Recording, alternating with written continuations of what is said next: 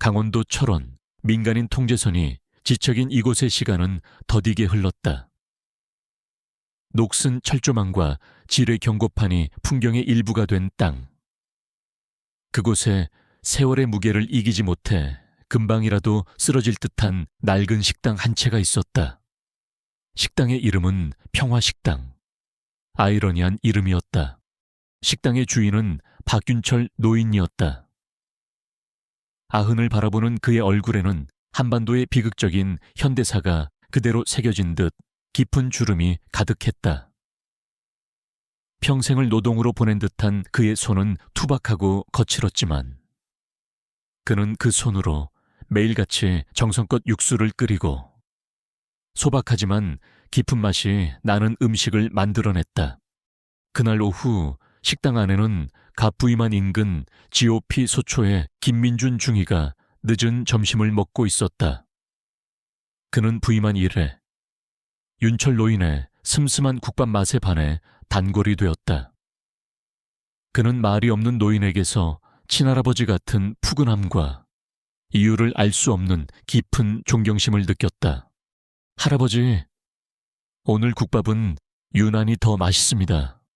민준이 웃으며 말하자 윤철 노인은 그저 희미한 미소를 지으며 묵묵히 그릇을 닦을 뿐이었다. 평화롭고 나른한 오후였다. 그 평화를 깬 것은 요란한 엔진 소리를 내며 식당 앞에 멈춰 선 검은색 외제 세단이었다.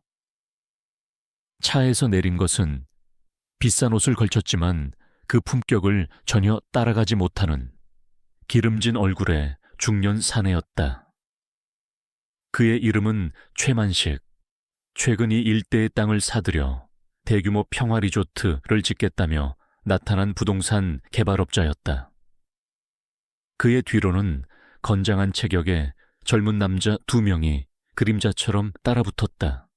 어이, 박노인 아직도 장사하고 있었어. 최 사장은 문을 거칠게 열고 들어오며 다짜고짜 소리쳤다. 그의 입에서는 역한 술 냄새가 풍겼다. 그는 식당 안을 경멸적인 시선으로 훑어보았다. 이런 거지 같은 곳은 하루빨리 밀어버려야 하는데 말이야. 노인네 고집 때문에 우리 사업에 차질이 많아. 윤철 노인은 못 들은 척 묵묵히 자신의 일만 할 뿐이었다. 그 태연한 태도가 최 사장의 심기를 더욱 건드렸다. 여보쇼, 내 말 안 들려. 오늘 내가 계약서 다시 가져왔어. 이 땅 내가 시세보다 2배는 더 쳐줄 테니 오늘 당장 도장 찍읍시다. 그가 서류 가방에서 계약서를 꺼내 테이블 위로 집어던지듯 내려놓았다. 윤철 노인은 마침내 하던 일을 멈추고 그를 돌아보았다. 최 사장, 이 땅은 팔지 않는다고 몇 번을 말했소. 노인의 목소리는 낮고 조용했지만 그 안에는 바위 같은 단호함이 서려 있었다. 아, 이 노인네가 진짜 지금 내 성의를 무시하는 거야. 당신 같은 늙은이한테는 푼돈도 감지덕지일 텐데 왜 이렇게 튕겨? 최 사장의 목소리가 점점 더 커졌다. 식사를 하던 민준 중위의 얼굴이 굳어졌다. 군인이기 이전에 한 사람의 인간으로서 노인을 향한 이런 무례한 태도를 참을 수가 없었다. 나라를 위해 평생을 바친 분들 덕에 당신 같은 사람들이 돈을 버는 거야. 알기나 해. 근데 뭐 그분들을 지켜야 할 이 땅에서 이 DMZ 바로 앞에서 전쟁 영웅이나 다름없는 노인장을 빨갱이라고 불러. 당신 제정신이야. 최 사장은 민준의 기세에 잠시 주춤했지만 이내 다시 비웃음을 흘렸다. 뭐 전쟁 영웅, 이 노인네가 웃기지 마. 군복 입었다고 다 애국자인 줄 알아. 저렇게 비실비실한 노인네가 무슨 영웅이야. 영웅은 무슨 그때였다. 그만하게. 젊은이 지금까지 침묵을 지키던 윤철 노인이 민준의 팔을 부드럽게 잡아내리며 말했다. 그의 손은 쭈글쭈글했지만 그 손에서 전해져 오는 힘은 이상하리만큼 단단했다. 민준은 자신도 모르게 그의 말을 따랐다. 윤철 노인은 자리에서 천천히 일어섰다. 그리고는 최 사장을 향해 돌아섰다. 그는 화를 내지도 변명을 하지도 않았다. 그는 그저 고요한 눈으로 최 사장을 바라볼 뿐이었다. 그 눈빛, 그것은 분노나 슬픔, 두려움 같은 감정을 초월한 눈빛이었다. 그것은 수십 년의 세월과 죽음의 경계를 수없이 넘나든 자만이 가질 수 있는 깊이를 알 수 없는 시면과도 같은 눈빛이었다. 마치 거대한 산이 시끄럽게 지저대는 들개를 말없이 내려다보는 것 같았다. 그의 침묵은 최 사장의 그 어떤 고함보다도 더 무겁고 더 압도적이었다. 최 사장은 그 눈빛 앞에서 순간 할 말을 잃었다. 자신을 향한 경멸이나 분노가 아니었다. 자신이라는 존재 자체를 하찮고 의미 없는 것으로 만들어버리는 듯한 그 압도적인 침묵 앞에서 그는 이유를 알 수 없는 위압감을 느꼈다. 씨발, 두고 보자. 이 영감탱이야 반드시 후회하게 만들어 줄 테니까. 그는 결국 그 말만 남기고 자신의 부하들을 데리고 꽁무니를 빼듯 식당을 뛰쳐나갔다. 요란한 엔진 소리와 함께 검은 세단은 먼지를 일으키며 사라졌다. 식당 안에는 다시 정적이 흘렀다. 민주는 여전히 분이 풀리지 않은 채 서 있었다. 하지만 그는 그보다 더 큰 혼란과 경외감에 휩싸여 있었다. 방금 전 그가 본 것은 무엇이었을까? 평범한 시골 식당의 노인에게서 어떻게 그런 거대한 기운이 뿜어져 나올 수 있었을까? 그는 윤철 노인을 바라보았다. 노인은 언제 그랬냐는 듯 다시 묵묵히 바닥에 떨어진 계약서를 주워 쓰레기통에 버리고 행주로 테이블을 닦고 있었다. 민주는 깨달았다. 자신이 매일같이 마주하던 이 노인이 그저 평범한 식당 주인이 아니라는 것을, 저 깊은 주름과 구분 등 뒤에는 자신이 감히 상상할 수도 없는 거대한 역사가 숨겨져 있다는 것을, 그리고 그는 그 비밀의 첫 페이지를 이제 막 넘기게 되었다는 것을 직감했다. 그날 밤 김민준 중위는 잠을 이룰 수 없었다. 철책 너머로 보이는 북녘의 희미한 불빛을 응시하며 그는 자신의 소초가 아닌 평화식당의 낡은 마루를 생각하고 있었다.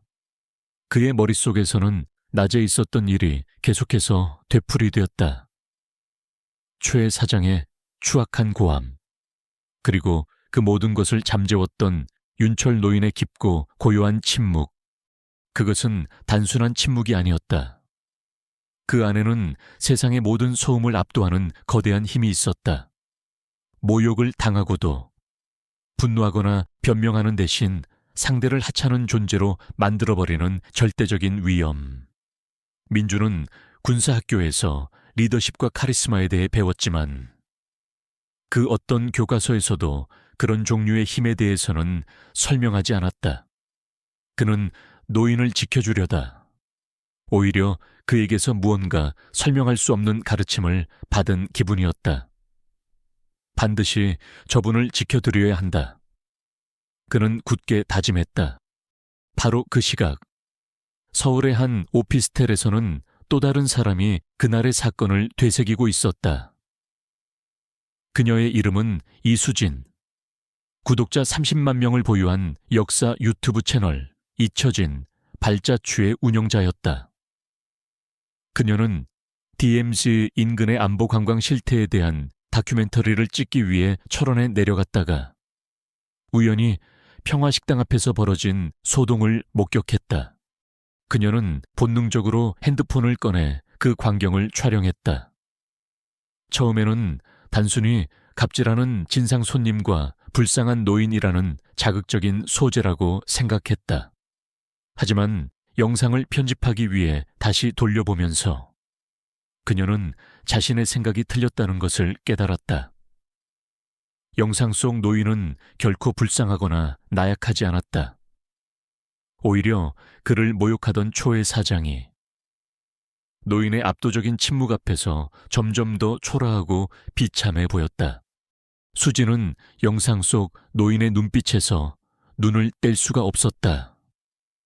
저 눈빛은 평생을 식당 주인으로 살아온 사람의 것이 아니었다. 저것은 거대한 비극을 온몸으로 통과해낸 자의 눈빛이었다. 그녀의 심장이 뛰기 시작했다. 이것은 단순한 사회 고발 영상이 아니었다. 이 영상 뒤에는 아직 발굴되지 않은 거대한 역사의 한 조각이 숨겨져 있을지도 모른다는 예감이 강하게 들었다. 그녀는 다음 날 다시 철원으로 향하기로 결심했다. 다음 날 오후 평화식당의 문이 거의 동시에 열리며 2명의 젊은 손님이 들어섰다. 군복 차림의 김민준 중위와 작은 카메라를 든 이수진이었다. 두 사람은 서로를 잠시 쳐다보며 어색한 눈인사를 나누었다. 윤철 노인은 말없이 그들에게 물을 가져다 주었다. 먼저 말을 건넨 것은 수진이었다. 할아버지, 안녕하세요. 저는 역사 관련 유튜브 채널을 운영하는 이수진이라고 합니다. 어제 우연히 가게 앞에서 있었던 일을 보게 되었습니다. 윤철 노인은 그저 묵묵히 그녀를 바라볼 뿐이었다. 혹시 괜찮으시다면 할아버지의 이야기를 좀 들어볼 수 있을까요? 이 식당을 어떻게 시작하게 되셨는지, 이 동네에서 오래 사셨는지, 이야기할 것 없는 평범한 늙은이일 뿐이요. 노인은 부드럽지만 단호하게 그녀의 말을 잘랐다. 더 이상 묻지 말라는 무언의 거절이었다. 수지는 더 이상 말을 잇지 못했다. 그때 옆에 있던 민준이 나섰다. 할아버지, 어제 일 때문에 걱정이 돼서 와봤습니다. 그 최 사장이라는 사람 또 찾아오지 않았습니까? 괜찮네. 걱정 말게. 윤철 노인은 민준에게는 조금 더 부드러운 목소리로 대답했지만 역시나 자신의 이야기는 하지 않았다. 민준과 수지는 서로 얼굴을 마주 보았다. 더 이상 대화를 이어가기 어렵다는 것을 깨달았다. 그들은 아쉬운 마음으로 자리에서 일어났다. 바로 그 순간이었다. 민준이 테이블을 정리하는 노인을 돕기 위해 그릇을 들고 주방 쪽으로 향하다가 발을 헛디뎌 비틀거렸다. 그는 넘어지지 않기 위해 옆에 있던 작은 쪽방의 문을 짚었다. 낡은 문이 삐걱 소리를 내며 살짝 열렸다. 그리고 민준의 눈에 그 문틈으로 보이는 무언가가 들어왔다. 쪽방은 낡은 살림살이들이 쌓여있는 창고 같은 공간이었다. 하지만 그 어둡고 먼지 쌓인 선반 위, 다른 모든 잡동사니들과 어울리지 않는 물건 하나가 놓여 있었다. 작고 낡았으며 유리가 깨진 흑백 사진 액자였다. 민주는 자신도 모르게 홀린 듯 쪽방으로 들어가 그 사진을 집어들었다. 수진도 그의 뒤를 따라 들어왔다. 사진 속에는 앳된 얼굴의 젊은 군인 한 명이 서 있었다. 해지고 찢어진 군복, 온통 흙먼지를 뒤집어 쓴 얼굴. 하지만 그의 눈은 지옥의 불길 속에서도 꺾이지 않는 늑대처럼 사납고 강렬하게 빛나고 있었다. 그의 손에는 낡은 애모한 소총이 들려 있었고 그의 배경은 포화로 폐허가 된 어느 이름 모를 고지였다. 세월의 빛이 바래고 얼굴의 윤곽이 희미했지만 한눈에 알 수 있었다. 사진 속의 젊은 군인은 바로 지금 그들 앞에 서 있는 박윤철 노인의 젊은 시절 모습이었다. 이게... 민주는 말을 잃었다. 수지는 숨을 삼키며 떨리는 손으로 자신의 카메라를 들어 그 사진을 찍었다. 이것이었다. 그녀가 찾던 역사의 파편. 이것이 바로 어제 그 노인의 눈빛에서 보았던 거대한 서사의 시작이었다. 할아버지, 이 사진은... 민준이 사진을 들고 나오며 묻자. 윤철 노인은 그 사진을 보고는 잠시 동안 말을 잃었다. 그의 눈빛이 아주 희미하게 수십 년의 세월을 거슬러 올라가는 것처럼 아득해졌다. 그는 이내 고개를 저으며 사진을 받아 말없이 서랍 깊숙한 곳에 넣어버렸다. 다 지난 일이야. 부끄러운 기억일 뿐이지. 부끄러운 기억. 민준과 수진은 그 말의 의미를 이해할 수 없었다. 사진 속 군인의 눈빛은 결코 부끄러워하는 자의 눈빛이 아니었다. 그것은 자신의 모든 것을 걸고 무언가를 지켜낸 자의 눈빛이었다. 두 사람은 더 이상 아무것도 묻지 않고 식당을 나왔다. 하지만 그들의 마음속에는 이제 똑같은 그리고 아주 강렬한 목표가 생겨 있었다. 저 사진 속 전투 어딘지 알 수 있을까요? 민준이 수진에게 물었다. 어려울 거예요. 하지만 단서가 없는 건 아니에요. 할아버지의 이름. 그리고 저 사진, 저 정도면 충분해요. 제가 아는 모든 방법을 동원해서 저 사진 뒤에 숨겨진 이야기를 찾아낼 거예요. 수진의 눈이 결의로 불타고 있었다. 그녀는 단순히 유튜브 영상을 만드는 것이 아니었다. 그녀는 이제 흙먼지 속에 파묻힌 한 영웅의 잊혀진 역사를 발굴해야 한다는 사명감에 휩싸여 있었다. 그렇게 젊은 장교와 열정적인 역사 유튜버의 기묘한 동행이 시작되었다. 그들의 손에는 낡고 빛바랜 흑백 사진 한 장이 전부였지만 그들은 그 사진 한 장에서 한 국가의 운명을 짊어졌던 어느 이름 없는 영웅의 위대한 전설을 찾아낼 수 있으리라 굳게 믿었다. 낡은 흑백 사진 한 장.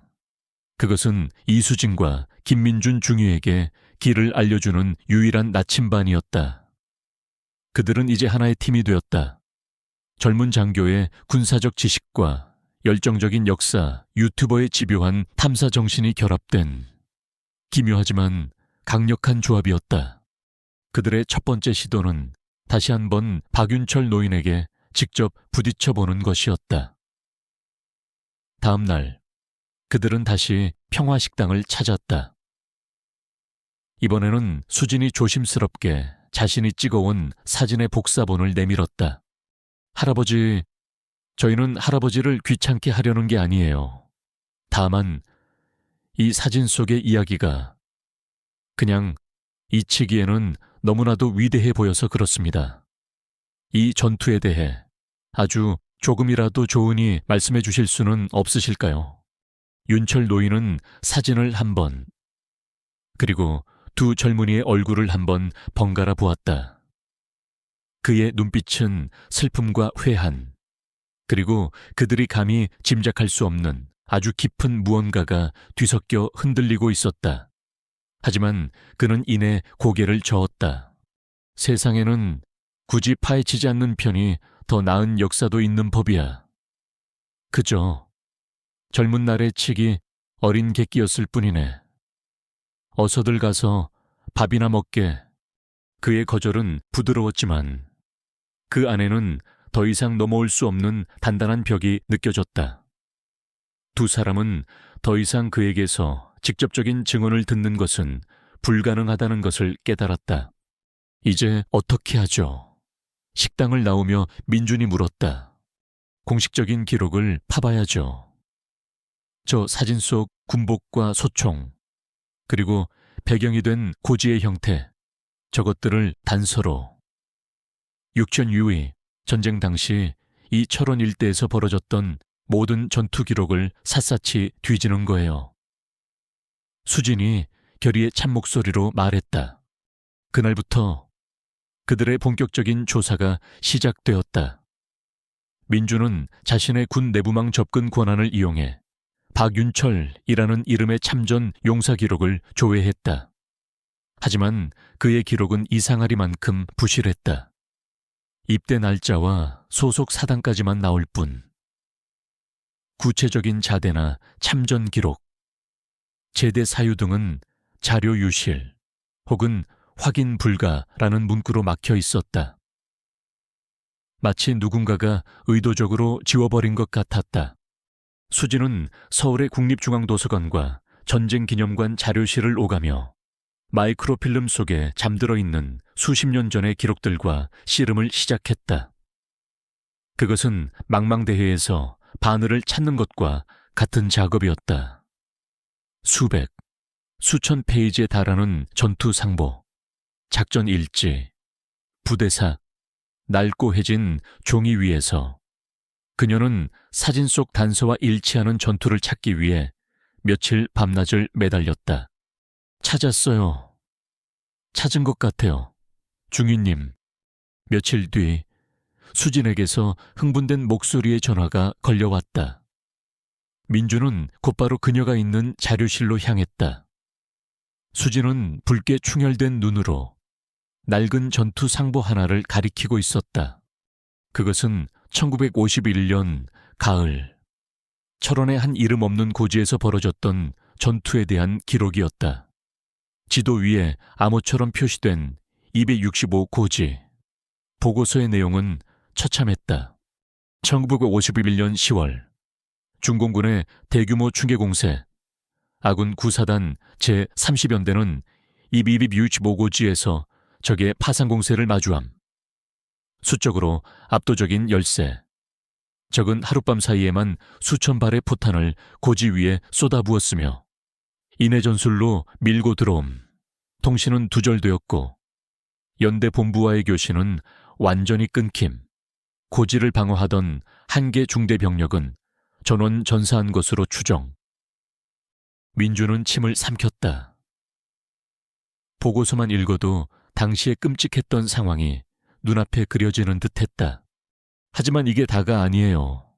이걸 보세요. 수진은 보고서의 맨 마지막 장, 사상자 명단이 적힌 페이지를 가리켰다. 수많은 젊은이들의 이름이 빼곡히 적혀 있었다. 그리고 그 명단의 작전 중 실종 MEA 항목에 그들이 찾던 바로 그 이름이 있었다.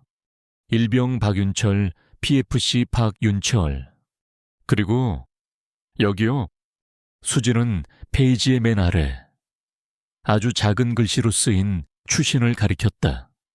규신고지 함락 3일 뒤 아군 수색대에 의해 생존자 5명 구출. 대부분 중상 및 전투 쇼크 상태. 실종자 명단에 박윤철 일병 포함. 찾았군요. 민준이 나지막이 말했다. 그들은 마침내 역사의 한 조각을 찾아낸 것이다. 박윤철 노인이 겪었던 비극의 무대. 265 고지. 하지만 그들의 기쁨은 잠시였다. 기록을 자세히 들여다볼수록 의문은 더욱 커져만 갔다. 공식적인 전투 상부 어디에도 한 명의 병사가 100명의 적을 상대했다는 식의 영웅담은 단 한 줄도 기록되어 있지 않았다. 그는 그저 끔찍한 학살극에서 운 좋게 살아남은 수많은 병사 중 한 명으로만 기록되어 있을 뿐이었다. 이상해요. 수진이 고개를 갸웃거렸다. 최 사장의 행패가 밉긴 하지만 북한군 100명을 상대한 영웅이라는 말은 완전히 허무맹랑한 소리는 아니었을 수도 있어요. 뭔가 근거가 있으니 그런 소문이 돌았을 텐데 왜 공식 기록에는 아무것도 없을까요? 민준도 동의했다. 전쟁 중에는 혼란 속에서 전공이 누락되는 경우가 비일비재합니다. 혹은 너무나도 비현실적인 전공이라 상부에서 사실 확인이 불가능하다고 판단하여 기록하지 않았을 수도 있습니다. 그리고 또 하나의 의문, 윤철 노인은 왜 그날의 기억을 부끄러운 기억이라고 했을까? 동료들이 모두 죽어가는 지옥 속에서 살아남았다는 생존자의 죄책감 때문일까? 아니면 그 기록되지 않은 역사 속에 우리가 상상하지 못하는 또 다른 진실이 숨겨져 있는 것일까?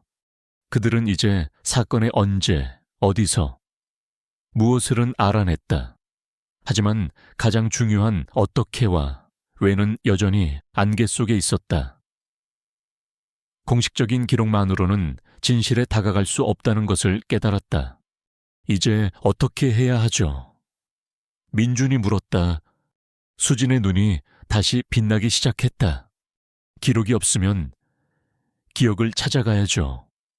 이 보고서에 적힌 생존자 명단, 그리고 당시 구사단 30연대에 복무했던 다른 참전 용사분들, 그분들 중에 그날 206호 고지에서 있었던 진짜 이야기를 기억하는 분이 분명히 계실 거예요. 그들의 조사는 이제 새로운 국면으로 접어들고 있었다. 낡은 종이 위에서의 탐색은 끝났다.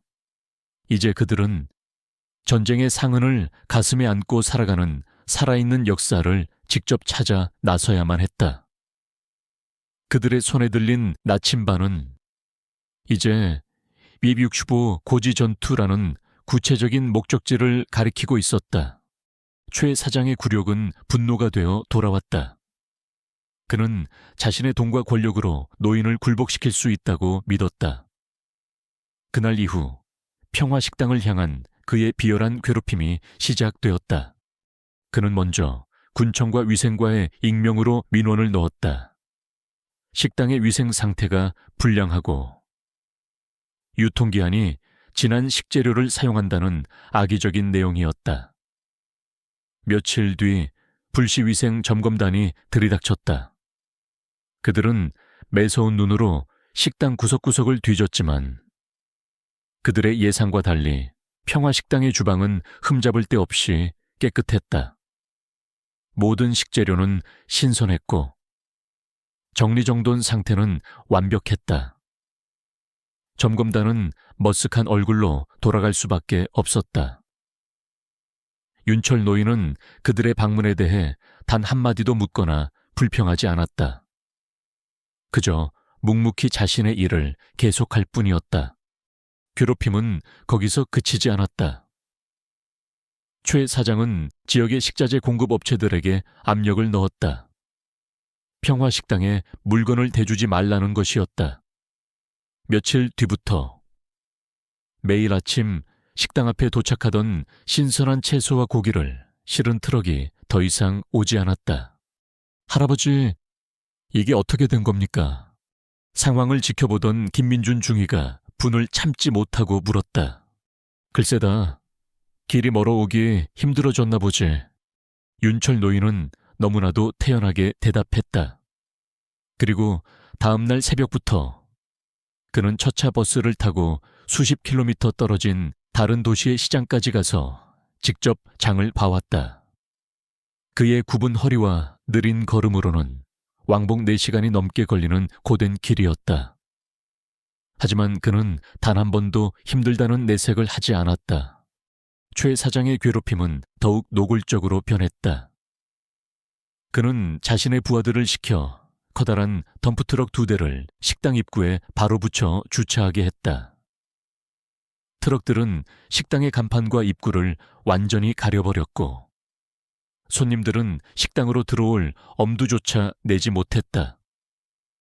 민주는 당장이라도 달려가 자신의 신분을 밝히고 트럭을 치우라고 명령하고 싶었다. 하지만 윤철 노인은 이번에도 그의 어깨를 말없이 잡으며 그를 말렸다. 군인은 나라를 지키는 사람이야. 늙은이의 밥그릇 싸움에 나서는 게 아닐세. 자네는 자네의 임무에 충실하게. 노인의 그 말에 민주는 아무것도 할 수가 없었다. 그는 그저 멀리서 손님 하나 없는 식당을 묵묵히 지키고 앉아있는 노인의 굽은 등을 바라보며 주먹을 불끈 쥘 뿐이었다. 노인의 인내심은 마치 저 너머의 휴전선처럼 결코 무너지지 않을 것 같았다. 같은 시각, 서울의 이수진은 또 다른 전쟁을 치르고 있었다. 그녀는 265고지 전투의 진실을 파헤치기 위해 국가보훈처와 육군본부의 문을 두드렸다. 그녀는 자신의 유튜브 채널의 취지를 설명하며 잊혀진 참전 용사들의 명예를 되찾기 위한 다큐멘터리 제작에 협조해달라고 끈질기게 설득했다. 처음에는 군사기밀이라는 차가운 벽에 부딪혔지만 그녀의 진심 어린 열정과 집요함은 결국 굳게 닫혔던 문을 조금씩 열게 만들었다. 마침내 그녀는 265고지 전투 생존자 구술 증언 기록이라는 제목의 낡은 서류철에 대한 제한적인 열람 허가를 받아냈다. 그것은 공식적인 보고서가 아니었다. 전쟁이 끝나고 수십 년이 흐른 뒤 참전 용사들의 외상 후 스트레스 장애 치료와 역사 기록 보존을 위해 비공식적으로 녹취했던 그들의 날 것 그대로의 목소리가 담긴 기록이었다. 수지는 먼지 쌓인 기록 보관실 구석에 앉아 떨리는 손으로 서류철의 첫 장을 넘겼다. 첫 번째 증언자는 당시 중대장이었던 고 김영수 대위의 기록이었다. 지옥이었습니다. 말 그대로 지옥. 하늘에서는 포탄이 비처럼 쏟아지고 땅에서는 중공군 놈들이 파도처럼 밀려왔습니다. 하룻밤 사이에 중대원의 절반 이상이 죽거나 다쳤습니다. 탄약은 떨어져 가고 무정인은 부서졌죠. 결국 퇴각 명령을 내렸습니다. 하지만 기록은 잠시 중단되었다. 마치 그가 말을 잊지 못하고 오열이라도 한 것처럼. 하지만 한 놈이, 평소에 말도 없고 조용하던 박윤철 그놈이 퇴각을 거부했습니다. 자기가 남아서 시간을 벌겠다고 어서들 가시라고 소리를 지르더군요. 미친놈이라고 생각했습니다. 그 상황에서 혼자 남는다는 건 자살 행위나 다름없었으니까요. 하지만 그의 눈을 보는 순간 저는 그를 말릴 수가 없었습니다. 그건 이미 삶과 죽음을 초월한 사람의 눈빛이었습니다. 수지는 숨을 삼켰다. 다음 증언 기록을 넘겼다. 당시 박윤철의 바로 옆 참회에 있었던 이병이었던 한 노인의 증언이었다. 우리는 미친 듯이 후퇴했습니다. 뒤를 돌아볼 엄두도 내지 못했죠. 그런데 그 지옥 같은 포화 속에서 계속해서 총소리가 들려왔습니다. 우리 군의 M1 소총소리가 단 한 자루의 총소리였지만 이상하게도 그 소리는 마치 10자루, 20자루의 총이 불을 뿜는 것처럼 크게 들렸습니다. 그 소리가 들리는 동안 이상하게도 우리를 추격하던 적들의 기세가 눈에 띄게 약해졌습니다. 마치 보이지 않는 유령 하나가 거대한 적의 군대를 홀로 막아서고 있는 것 같았습니다. 그 총소리는 거의 반나절 동안이나 끊이지 않았습니다. 수진의 눈에서 눈물이 흐르기 시작했다. 그녀는 마침내 그날의 진실과 마주하고 있었다. 그는 단순히 살아남은 것이 아니었다. 그는 자신의 목숨을 던져 동료들의 퇴로를 열어준 것이었다. 그가 홀로 버틴 반나절의 시간이 중대 전체의 생존을 가능하게 한 것이었다. 그녀는 윤철 노인이 왜 그 기억을 부끄러운 기억이라고 했는지 어렴풋이 이해할 수 있었다. 그것은 영웅담의 환희가 아니었다. 수백의 적을 죽여야만 했던 그 끔찍한 기억, 동료들이 죽어가는 것을 뒤로 해야 했던 고통, 그리고 그 지옥 속에서 혼자 살아남았다는 지독한 죄책감. 그것은 그의 평생을 짓누르고 온 영웅의 흉터였다. 서류철의 마지막 장을 덮으며 수지는 조용히 오열했다. 그녀는 이제 더 이상 단순한 유튜버가 아니었다. 그녀는 역사의 죄인이 된 기분이었다. 이렇게 위대한 영웅을, 이렇게 비참한 고독 속에 수십 년간 방치해둔 이 시대 모두의 죄인이 된 것 같았다. 그녀는 눈물을 닦고 떨리는 손으로 전화기를 들었다. 김민준 중위에게 전화를 걸었다. 중위님, 저예요. 그녀의 목소리는 심하게 떨리고 있었다. 찾았어요. 265고지의 진실을. 그건 전설 그 이상이었어요. 그건 한 영웅이 감당해야 했던 너무나도 비극적인 이야기였습니다.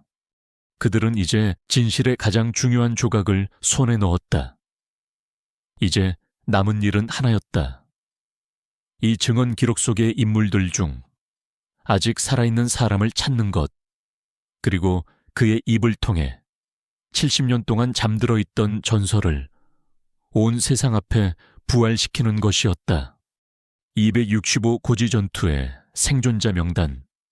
그것은 이수진과 김민준 중위에게 새로운 희망이자 또 다른 절망의 시작이었다. 명단에 오른 5명의 이름. 수진은 보훈처와 각종 공공기록을 통해 그들의 행방을 수소문하기 시작했다. 하지만 70년이라는 세월은 너무나도 길었다. 명단의 3명은 이미 수십 년 전 세상을 떠났고, 한 명은 전쟁 후유증으로 정신병원에 입원했다가 기록이 끊겨 있었다.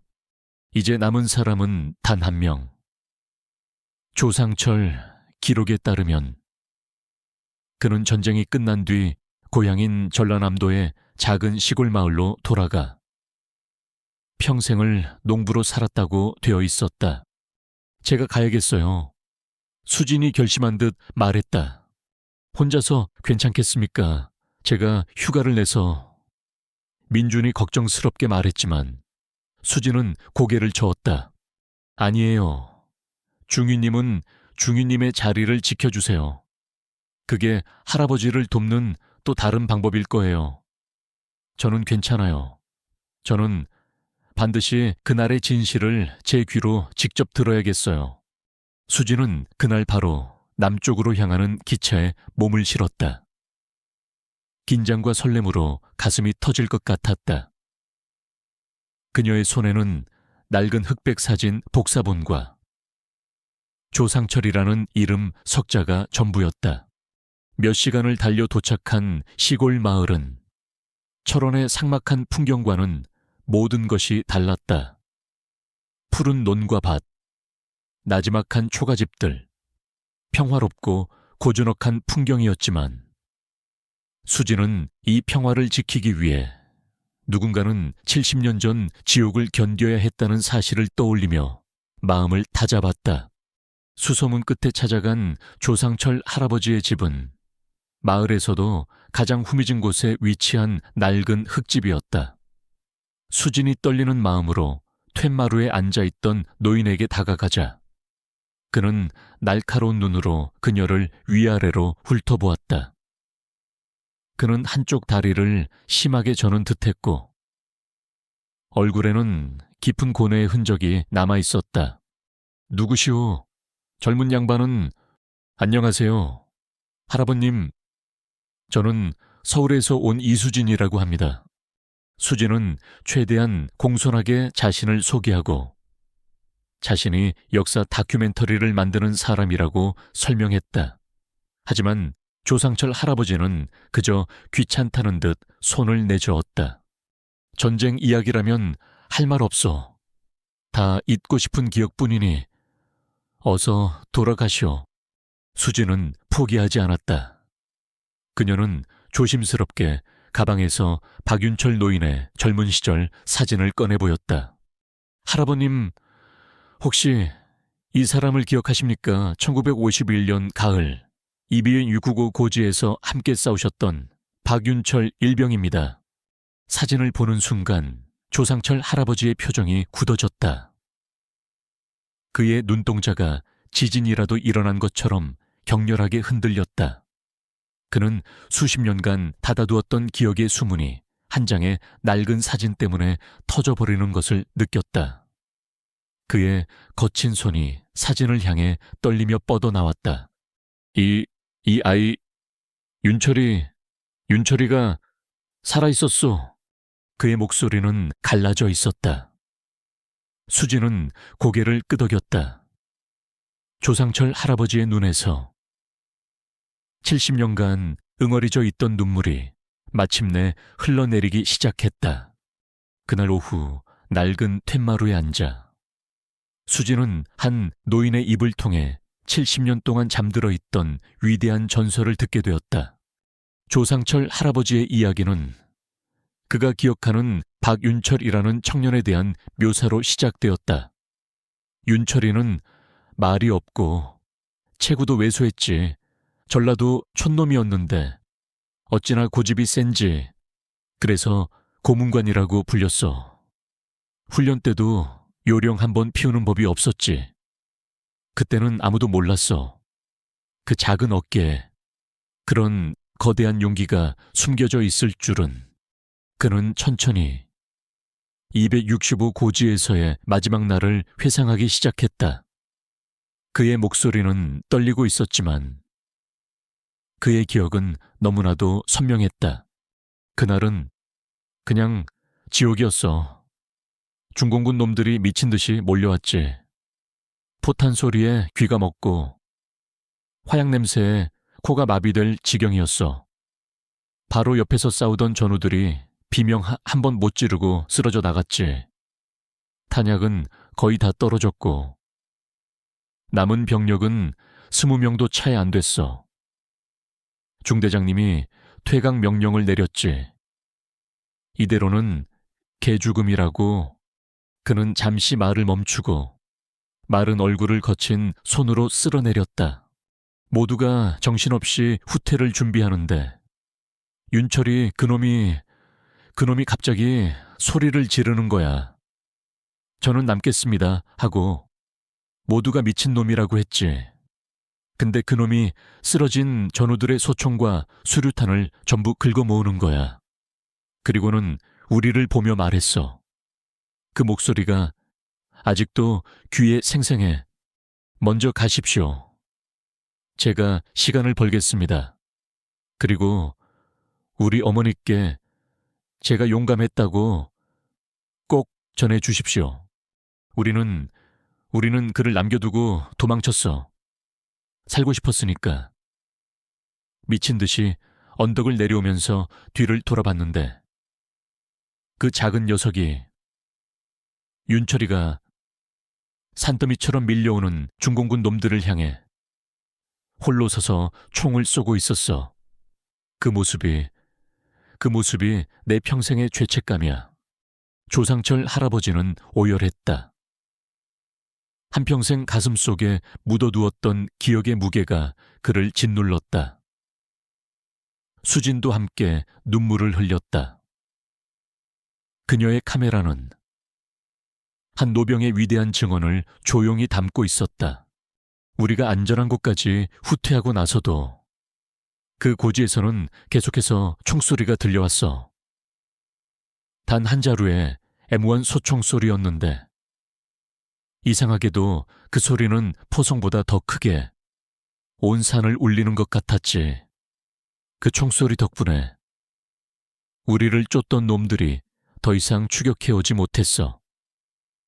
우리는 그놈이, 박윤철 그놈이 우리 모두를 살렸다는 걸 알았지. 우리는 윤철이가 당연히 죽었을 거라고 생각했어.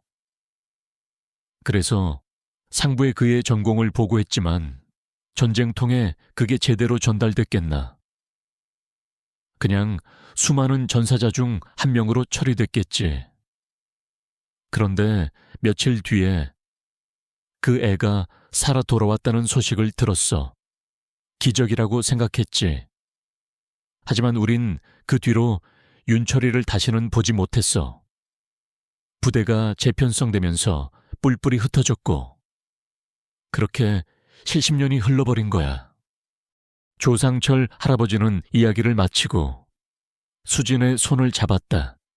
젊은 양반, 부탁이 있어. 우리 윤철이, 그 아이가 그날 무슨 일을 했는지 세상이 좀 알아주게 해주시오.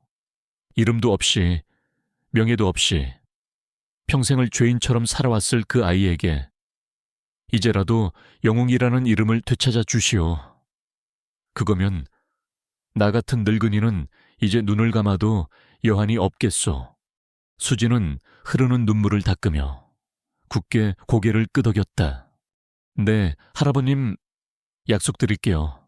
제가 반드시 할아버지의 전우, 박윤철이라는 위대한 영웅의 이야기를 온 세상에 알리겠습니다.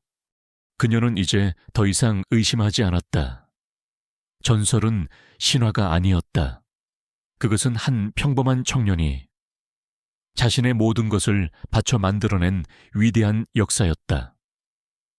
그녀의 손에는 이제 대한민국 전체를 뒤흔들 가장 강력하고 가장 진실된 무기가 쥐어져 있었다.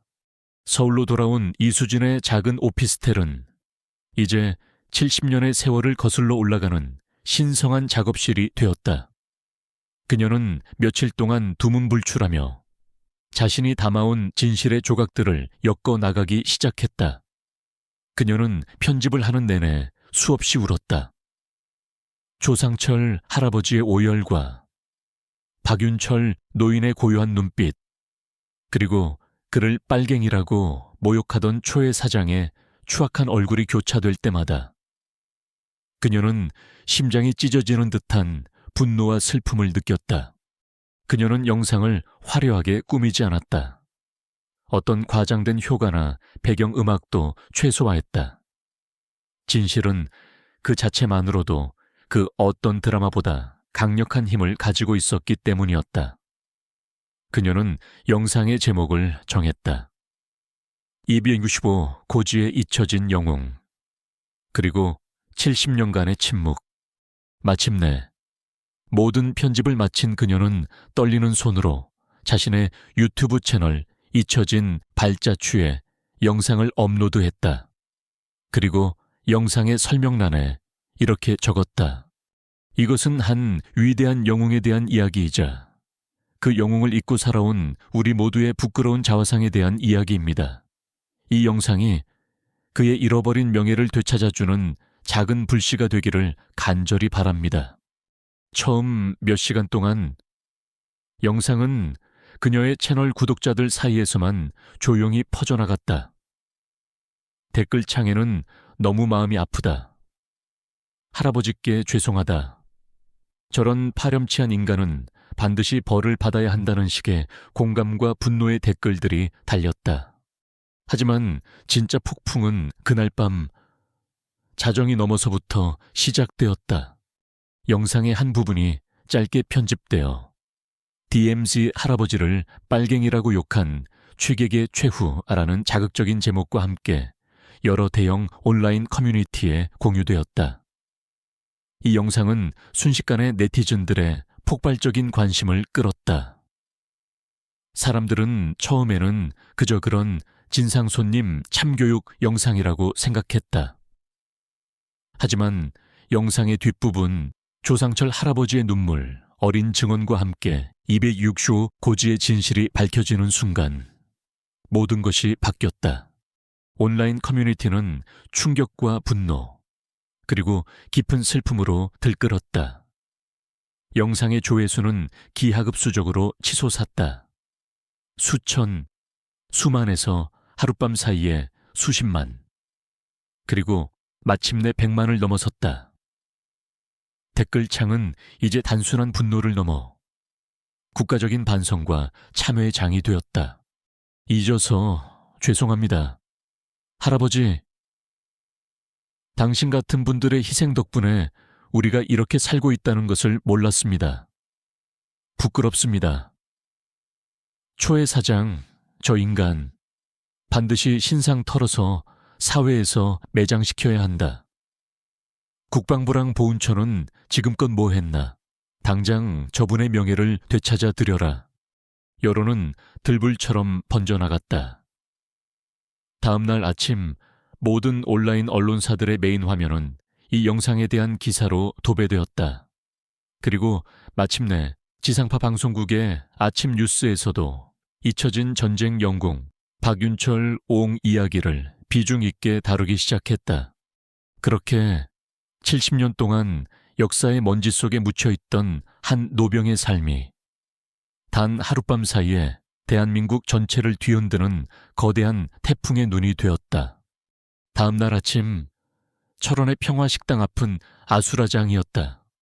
대한민국의 모든 방송사에서 출동한 취재 차량들이 좁은 시골길을 가득 메웠고 수십 명의 기자들이 카메라와 마이크를 들고 식당 주위를 에워싸고 있었다.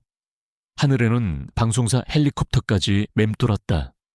박윤철 노인은 아침에 일어나 가게 문을 열었다가 자신의 눈앞에 펼쳐진 광경을 믿을 수 없다는 듯 그 자리에 얼어붙었다. 그는 영문도 모른 채 자신을 향해 쏟아지는 수많은 질문과 카메라 플래시 세례에 놀라 황급히 가게 문을 닫고 안으로 들어가 버렸다. 소란은 거기서 그치지 않았다. 잠시 후 국방부와 보훈처에서 나온 듯한 높은 분들이 검은색 세단을 타고 도착했다. 그들은 허둥지둥 차에서 내려 굳게 닫힌 식당 문 앞에서 어쩔 줄 몰라 하며 서 있었다. 여론의 문매를 막고 사태를 수습하기 위해 부랴부랴 달려온 것이었다. 소문을 듣고 전국 각지에서 찾아온 일반 시민들도 있었다.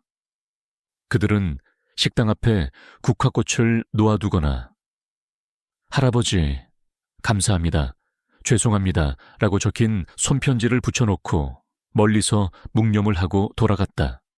이 모든 혼돈의 중심에서 윤철 노인은 식당 안작은 방에 앉아 망연자실해 있었다.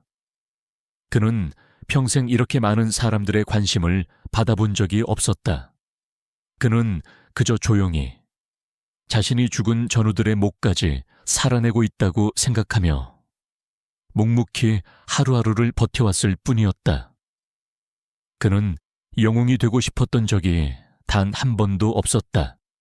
바로 그때 할아버지 하는 다급한 목소리와 함께 김민준 중위가 기자들을 뚫고 식당 안으로 뛰어들어왔다. 그는 뉴스 속보를 보고 한달음에 자신의 소초에서 달려온 것이었다. 그의 뒤를 이어 이수진도 걱정스러운 얼굴로 들어왔다. 할아버지, 괜찮으세요? 윤철 노인은 아무 말 없이 그저 자신을 걱정스럽게 바라보는 두 젊은이를 쳐다볼 뿐이었다. 세상이 할아버지의 이야기를 알게 된 거예요. 할아버지께서 얼마나 위대한 분이신지 모두가 알게 된 거예요. 수진이 울먹이며 말했다. 윤철 노인은 조용히 창밖을 내다보았다. 창문 너머로 수많은 카메라와 사람들의 모습이 보였다. 그는 자신의 낡고 거친 손을 내려다보았다. 70년 전 M1 소총을 굳게 잡았던 손, 그리고 지난 수십 년간 수만 그릇의 국밥을 말아냈던 손. 그는 더 이상 이름 없는 식당 주인이 아니었다. 그는 이제 대한민국이 70년 동안 잊고 있었던 전설의 영웅이 되어 있었다. 그가 그토록 묻어버리고 싶었던 과거가 그가 전혀 상상하지 못했던 방식으로 거대한 폭풍이 되어 그의 남은 생을 송두리째 뒤흔들기 시작했다. 그의 조용했던 삶은 이제 막을 내리고 있었다. 이수진의 영상이 만들어낸 태풍은 대한민국 전체를 강타했다. 그 태풍의 첫 번째 희생자는 오만함으로 스스로를 파멸시킨 최 사장이었다. 그의 얼굴은 이제 국민 밉상의 대명사가 되었다. 그가 추진하던 평화리조트 사업은 시작도 해보기 전에 좌초되었다. 투자자들은 등을 돌렸고 은행은 대출금을 회수했으며 군청은 모든 인허가를 취소했다. 여론의 문매는 법의 심판으로 이어졌다. 경찰은 대중의 압력에 못 이겨 그의 과거 행적까지 샅샅이 파헤치기 시작했다.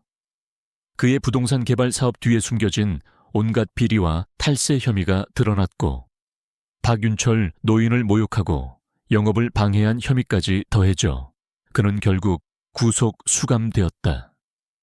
한때 돈과 권력으로 세상을 다 가진 듯 행세하던 그는 차가운 유치장 바닥에서 자신의 어리석음을 후회했지만 이미 너무 늦어 있었다. 사회의 분노가 한 남자의 몰락으로 이어지는 동안 대한민국은 70년 동안 잊고 있었던 한 영웅에게 뒤늦은 존경과 찬사를 보내기 시작했다. 국방부와 보훈처는 부랴부랴 박윤철 일병전공재심사 위원회를 꾸렸다. 이수진이 발굴한 자료와 조상철 할아버지의 생생한 증언을 바탕으로 265 고지 전투의 진실은 한 점 의혹 없이 명명백백하게 밝혀졌다. 그리고 마침내 정부는 박윤철 옹에게 대한민국 군인에게 주어지는 최고 연계인 태극무 공훈장을 수여하기로 결정했다. 훈장 수여식은 청와대 영빈관에서 거행되었다. 대통령과 국방부 장관, 각 군 참모총장을 비롯한 국가의 모든 고위 인사들이 참석했다. 카메라 플래시가 쉴 새 없이 터지는 그 화려한 자리에 박윤철 노인은 어색한 모습으로 서 있었다. 김민준 중위와 이수진이 며칠 동안 설득하여 맞춰드린 그의 평생에 처음 입어보는 듯한 깨끗한 양복 차림이었다. 대통령이 직접 그의 가슴에 빛나는 태극무 공훈장을 달아주었다. 70년이라는 너무나도 긴 세월을 거슬러 마땅히 있어야 할 제자리를 찾아온 훈장이었다. 자랑스러운 대한민국의 영웅 박윤철 옹께 국가를 대표하여 너무나도 뒤늦은 사과와 함께 무한한 존경을 바칩니다. 대통령의 말에 장내의 모든 사람들이 기립하여 우레와 같은 박수를 보냈다. 윤철 노인은 그저 묵묵히 서 있을 뿐이었다. 사회자가 그에게 소감 한마디를 부탁했다. 그는 마이크 앞에 서서 잠시 동안 말을 잇지 못했다. 그리고는 아주 낮고 조용한 목소리로 입을 열었다. 이 훈장은 제 것이 아닙니다. 장내가 순간 조용해졌다. 이것은 그날 269주 고지에서 저와 함께 싸우다 끝내 내려오지 못한 내 전우들의 것입니다. 저는 그저 그들의 것을 잠시 대신 보관하고 있을 뿐입니다. 그의 짧은 말, 그 안에는 어떤 과시도, 어떤 영광도 없었다. 오직 먼저 떠나간 전우들을 향한 깊은 슬픔과 혼자 살아남았다는 지독한 죄책감만이 담겨 있었다. 그의 그 한마디는 그 어떤 웅변보다도 더 깊은 울림이 되어 그 자리에 있던 모든 사람들의 가슴을 파고들었다. 훈장 수여식이 끝나고 세상의 소란이 조금씩 가라앉기 시작했을 때 평화식당은 새로운 풍경을 맞이하고 있었다. 식당은 더 이상 손님 없는 한적한 곳이 아니었다. 전국 각지에서 남녀노소를 불문하고 수많은 사람들이 그의 국밥 한 그릇을 맛보기 위해 그리고 살아있는 영웅을 자신의 눈으로 직접 보기 위해 찾아왔다. 그들은 노인을 귀찮게 하지 않았다. 그저 묵묵히 식사를 하고 계산을 하며 작은 목소리로 감사합니다. 할아버지, 존경합니다. 라는 말을 남기고 갈 뿐이었다. 가게 한쪽 벽에는 아이들이 서툰 글씨로 쓴 감사 편지와 그림들이 가득 붙어 있었다. 김민준 중위와 이수진은 이제 휴가 때마다 식당에 와서 그의 일을 돕는 것이 가장 중요한 일과가 되었다. 그들은 이제 노인에게 단순한 젊은 친구가 아닌 친손주와 다름없는 존재가 되어 있었다. 어느덧 겨울이 찾아온 저녁, 마지막 손님이 돌아가고 세 사람은 따뜻한 식당 안에 마주 앉아 있었다. 윤철 노인은 낮에 찾아온 한 아이가 선물이라며 주고 간 삐뚤빼뚤한 태극기 그림을 물끄러미 바라보고 있었다. 할아버지, 행복하세요. 수진이 조심스럽게 물었다. 윤철 노인은 처음으로 아주 환한 미소를 지어 보였다. 행복이라, 글쎄다. 그런 건 잘 모르겠고, 다만 이제는 밤에 잠을 좀 편히 잘 수 있을 것 같구나. 그놈들 볼 면목이 이제야 조금은 생긴 것 같아서 그는 창밖 어둠이 내린 휴전선 너머를 바라보았다. 그의 눈에는 더 이상 지독한 고독과 죄책감의 그림자가 없었다. 그는 이제 더 이상 홀로 전우들의 기억을 짊어지고 있지 않았다. 온 국민이 이제 그의 무거운 짐을 함께 나누어지고 있었다. 그는 카운터 서랍에서 대통령에게 받은 훈장이 담긴 오동나무 상자를 꺼냈다. 그리고는 그 안에 아이가 그려준 작은 태극기 그림을 훈장과 함께 나란히 넣어두었다. 평화식당의 낡은 창문 너머로 하얀 눈이 펑펑 내리고 있었다. 70년 전 지옥 같던 206호 고지 위에도 저렇게 눈이 내렸을 것이다. 하지만 오늘 밤 철원의 눈은 더 이상 시리거나 아프지 않았다. 그것은 한 위대한 영웅의 기나긴 상처를, 그리고 이 땅의 아픈 역사를 따뜻하고 평화롭게 감싸주는 위로의 눈송이였다.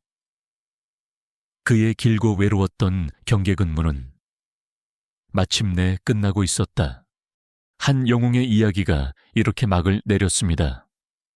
그의 잃어버린 이름과 명예를 되찾는 여정에 함께해 주신 모든 독자 여러분께 진심으로 감사의 말씀을 드립니다. 박윤철 옹의 이야기는 우리에게 영웅이란 과연 무엇인지, 그리고 우리는 그들의 희생을 얼마나 쉽게 잊고 살아가는지를 되묻게 합니다.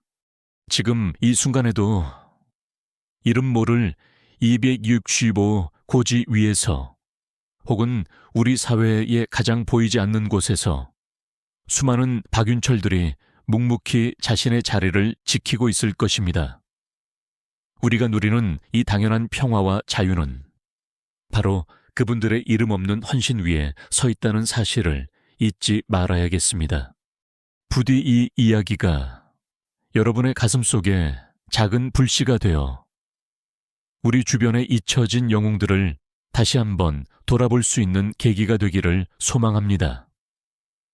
그들의 고귀한 희생이 헛되지 않도록 그들의 역사를 기억하고 이어나가는 것은 이제 우리 모두의 몫입니다. 다시 한번 끝까지 함께해 주셔서 진심으로 감사합니다.